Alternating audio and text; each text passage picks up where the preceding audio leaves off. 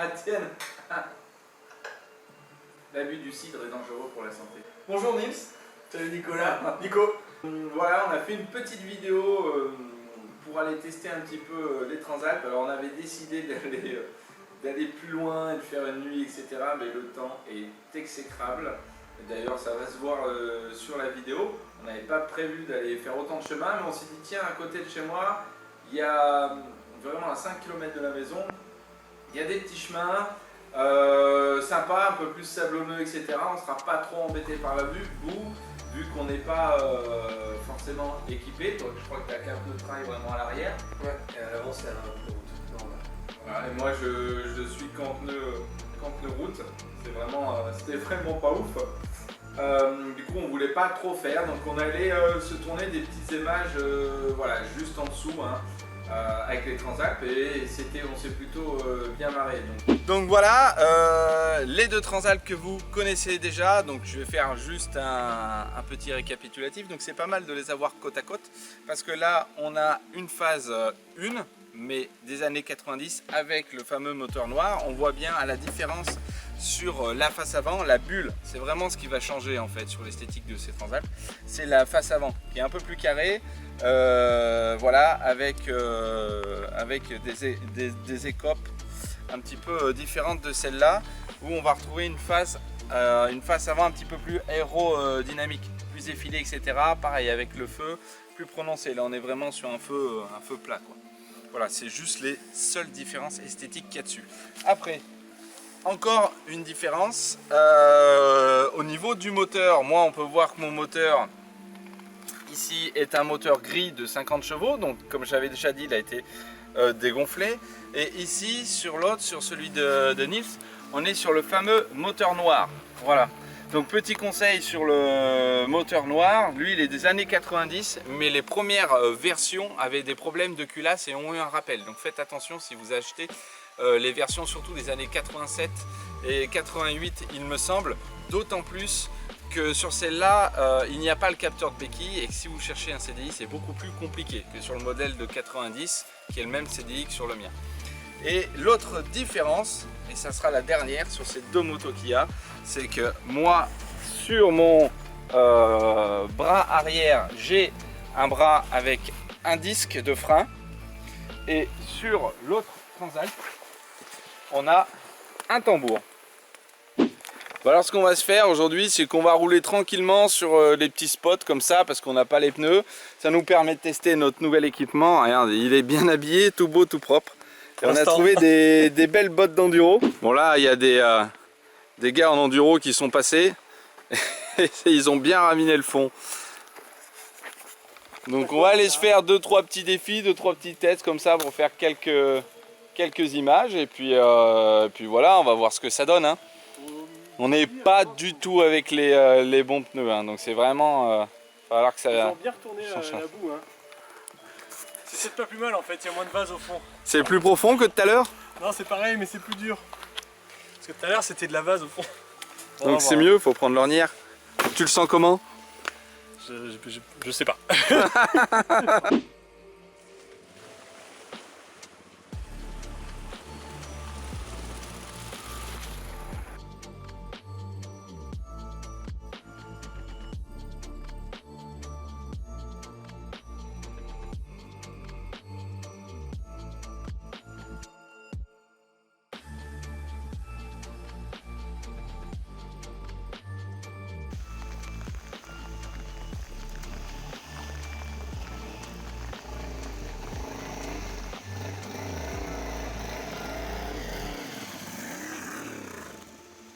Quand même eu la chance d'avoir un groupe d'enduristes qui sont passés avant nous, mais qui sont allés franco dedans. Ils ont bien remué la base. Donc tout s'est mis en suspension. On a évité d'avoir la base qui bloque le pneu à l'avant sur les premiers passages. On s'est retrouvé avec au fond de la flaque un sol plutôt sableux, plutôt dense, hein. Il y avait un bon grip, mais même avec tes pneus à toi, ça passait super bien. Parce que le premier gars en enduro nous a pas rassuré quand il est passé. Hein. Non, il a failli se mettre un soleil qui était pas mal. Mais du coup, les ayant vu passer, on s'est dit, ben allez, on y va moins fort qu'eux, de toute manière, c'est pas le but. mais ça doit le faire, ça doit le faire. Et comme j'avais le pneu crampon, et Nico était tout monté en route, on s'est dit allez on essaye d'abord avec la mienne, et puis ensuite on verra si on sent de passer avec celle de Nico. Et c'est passé. C'est passé impeccable. Alors on est passé, moi je suis passé en petit joueur, assis sur la moto, je mets les deux pieds de chaque côté. Ouais mais en fait t'avais pas trop le choix parce que on n'avait pas du tout de grip à l'avant. Et puis en fait elles ont une reprise qui est, enfin c'est des motos de trail, c'est fait pour avoir un peu d'allonge en même temps, donc il n'y a pas assez de niaque en bas pour... voilà, ça passe pas comme une enduro de toute manière, c'est impossible. Donc il faut y aller cool, ça sert à rien. J'aurais dû dégonfler quand même mes pneus un peu avant, je pense. On aurait gagné un peu. Mais on a passé un bon moment là-dessus, hein, parce que au final il pleuvait pas encore, on était bien, on était sous les bois, il n'y avait personne, on faisait chier personne. On a bien essayé dans tous les sens. Hein. Ouais. Bah, du coup, on a fait 2-3 images là-dessus, on a pu sortir un peu le drone, et puis après, ça, à mon tour, quand je suis passé, ça s'est mis vraiment à pleuvoir de plus en plus. Ouais. Du coup, on a décidé de s'enfoncer un peu plus dans les bois pour s'abriter. Je suis assez étonné, parce que c'est pas des pneus faits pour ça. Et putain, je garde quand même de l'accroche derrière. Alors devant, il décroche un peu, faut faire gaffe, surtout les racines mouillées là. Ouais. Ça a été assez sombre.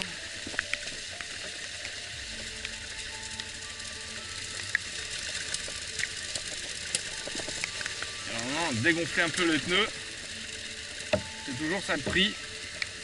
Et tu vois, sur des ornières comme ça là, c'est là que tu vois, ton pneu avant, hop, il n'est pas ouf du tout.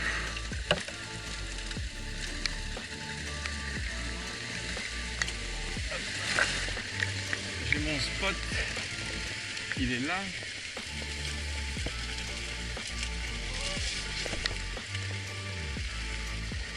Là, il y a un sacré spot en bas.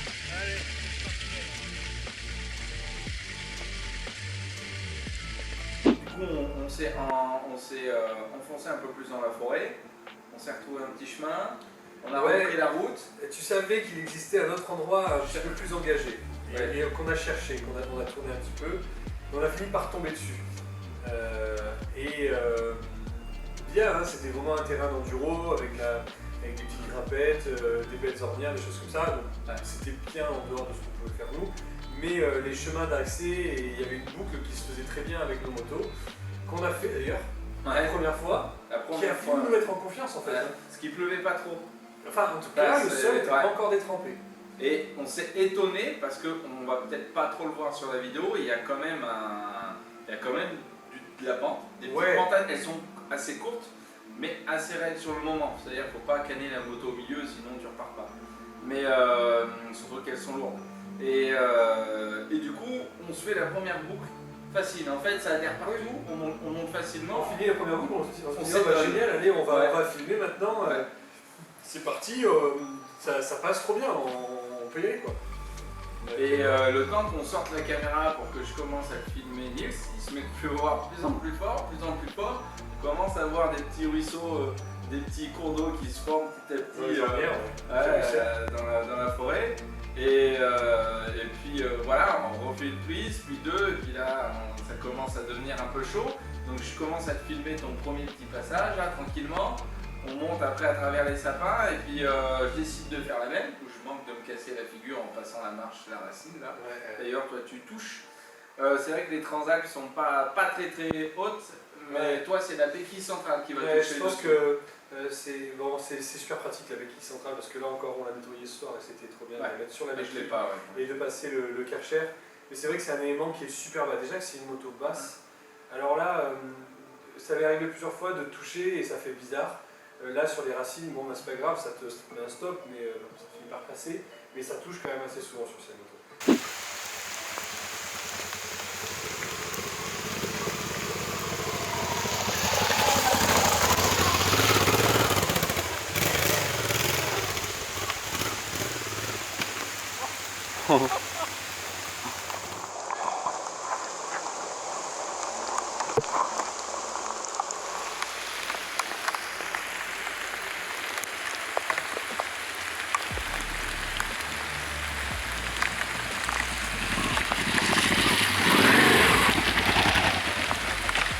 Ah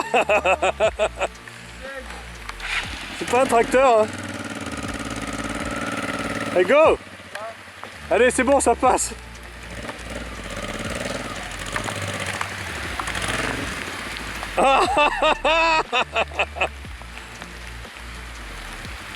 Allez mais y gaz un peu là. Bon on a testé la limite de cette Transalp, c'est son pneu arrière, c'est tout.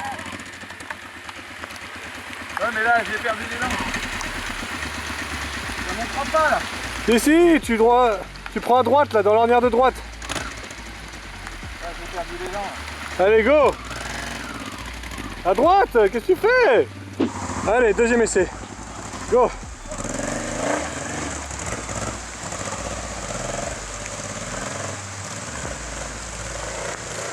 Oui.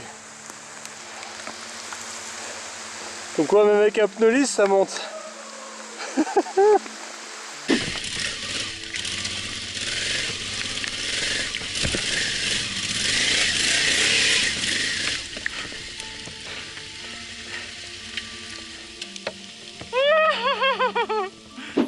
Et puis on est arrivé sur cette dépression où ça, derrière il y avait une montée qui tournait, enfin je veux dire, il n'y avait pas de problème à l'aller.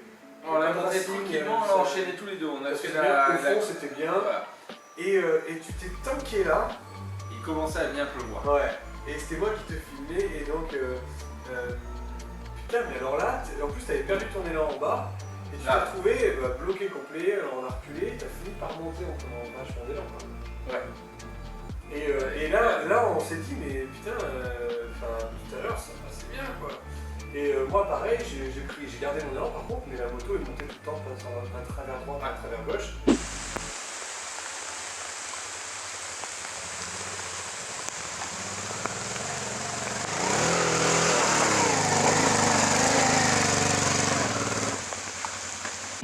Après on s'est dit est-ce qu'on continue, mais ça a monté encore un peu plus.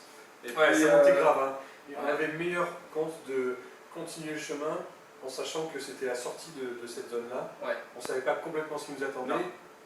mais au moins on savait que c'était plus dans la descente. Ouais. Parce que le point de sortie était plus bas que le point d'entrée. Ouais, parce que là on avait une grosse remontée déjà qui avait été assez raide à la descente. Hein. Moi j'étais pas à l'aise.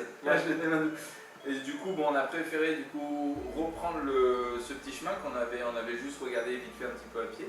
Donc on le suit, tout s'enchaîne bien, un peu cool. Et là on arrive sur une côte, je pense qu'elle était aussi raide au final que de l'autre côté. Ouais, et puis surtout des racines vraiment, ouais. vraiment sorties du sol en haut et ça faisait des vraies marches. Ouais, et là, c'était ça le problème. La pluie, ces racines trempées, la boue et les pneus pas adéquats, c'est sûr, ça montait pas. Et pourtant, moi j'y ai cru. Toi, je t'ai vu monter, t'étais quasiment haut. Franchement, oui, je me suis bloqué sur la dernière racine puisqu'on n'a pas eu beaucoup de mal à la sortir.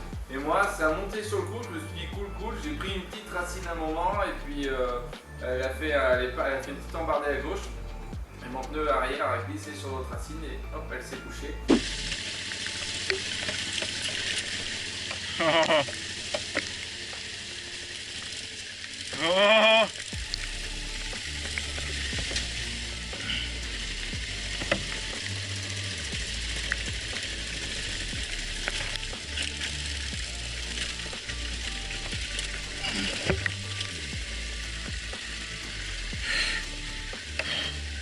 Toi c'est hoche hein.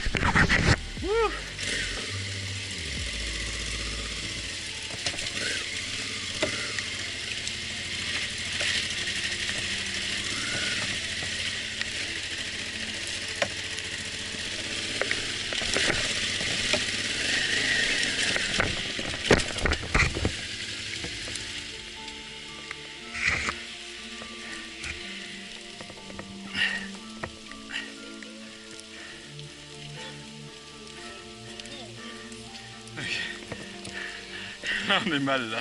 Là.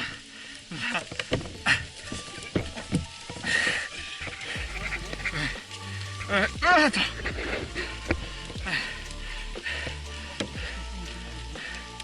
Hein? On a fait la poussette, on la monte. Hein. Attends,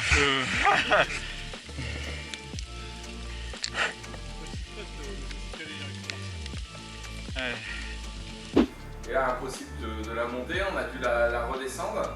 Et puis on a fini du coup par monter ta moto, ça s'est plutôt bien passé.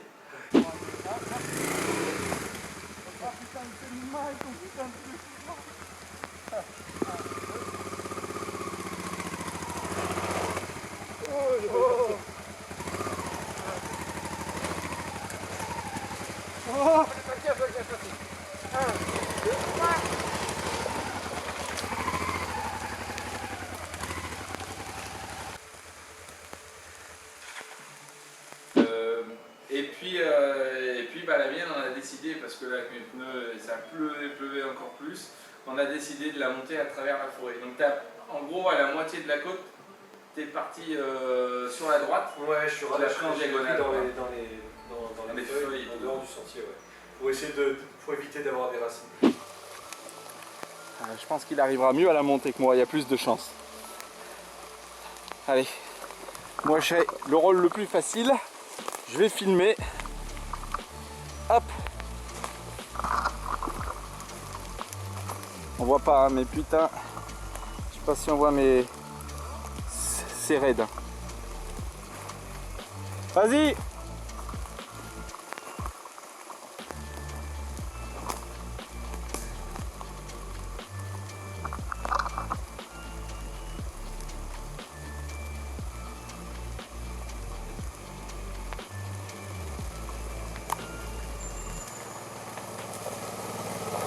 Il est propre. Ah, il est propre le Sninou. Oh là là. Super trace. Putain, j'arrive. Hein? Il y avait un bon grip hein, jusqu'à ce que je mette. Bah, j'ai dégonflé les pneus. Et en plus, t'es passé dans les feuilles, ça m'a bien nettoyé, t'as vu? Le pneu. Ça te faire foutre, c'est pas ça pour nettoyer les pneus. Je savais à peu près où c'est qu'on se situe un petit peu, mais je savais plus si on allait avoir une petite compression, etc. Et heureusement, finalement, on a eu que de la pente pour récupérer le chemin principal, parce que là, je me voyais pas attaquer une... Parce qu'en fait, on y a passé 2 heures alors qu'on ne savait pas vraiment ce qu'on allait trouver. Et puis on s'est retrouvé dans des phases où on a chié un peu. Alors en vrai, c'était aussi un peu le but. Enfin, moi, ça me fait marrer de dire à un moment, bah, il y a eu un petit peu de challenge. On s'est pas mis en danger pour un sou, non, mais il s'est passé quelque chose avec des motos un peu lourds. Alors ça doit faire rigoler les enduristes parce que c'est des chemins qui passent super bien, mais juste en Transalp, c'était le but hein, de tester un peu ses limites. On les a trouvées. On a trouvé les limites de la Transalp. En tout cas dans l'équipement, dans cette convite qu'on a.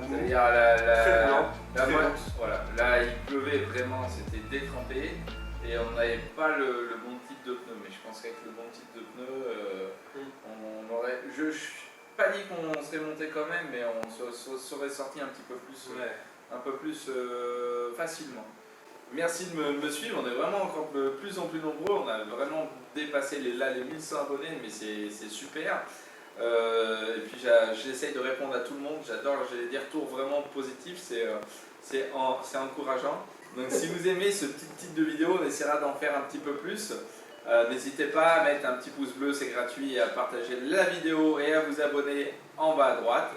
Et je vous dis à la prochaine pour de nouvelles aventures. Bye bye. Salut.